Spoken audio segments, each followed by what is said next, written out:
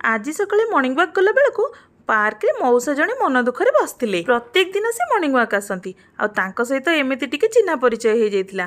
किंतु आज जितेबाला सी मन दुखरे बसी मॉर्निंग वॉक सरला पर भी मौसा से बसी जाइकिना पचारि मौसा एते खरा है घर को जीवेनि कि मन दुख लगुच कौन है कि मौसा पचारू कहले मारे मते घर ठू एठी ना कहीं बहुत शांति लगुच। सांगे सागे पचारि मौसा कौन गाँ कथा मन पड़ुची ना बहु भल नुह बा ना पुओ कौन कहले कि आपण एमती मन दुख कर आम मान सोसाइटी रे एमती ही जदि किसी वयस्क लोकंकर होता ना ताले आमे सांगे सांगे पुओ कि बहु बोली भाभी थाऊ।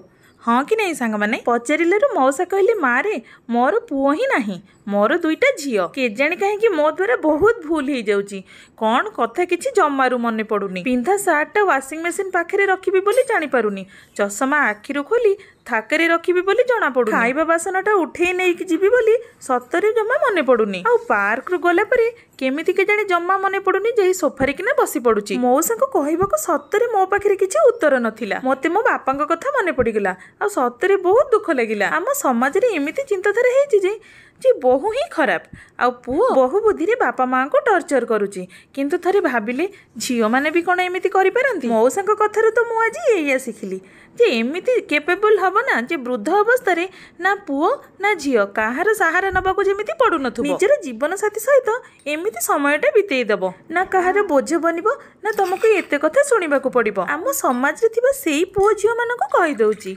जो माने बापा माँ को एते अवहेला करूछ ना सेई बापा माँ दिने तमर छोट अवस्था तमर केते अली सहीचंती आ तुमको टिके भल शिक्षा देबे बोली सी केते ओली केते उपास रहिथिबे। एईटा तो थिला मो मत आउ आपणक मत कमेंट निश्चय जणेबे। जय जगन्नाथ।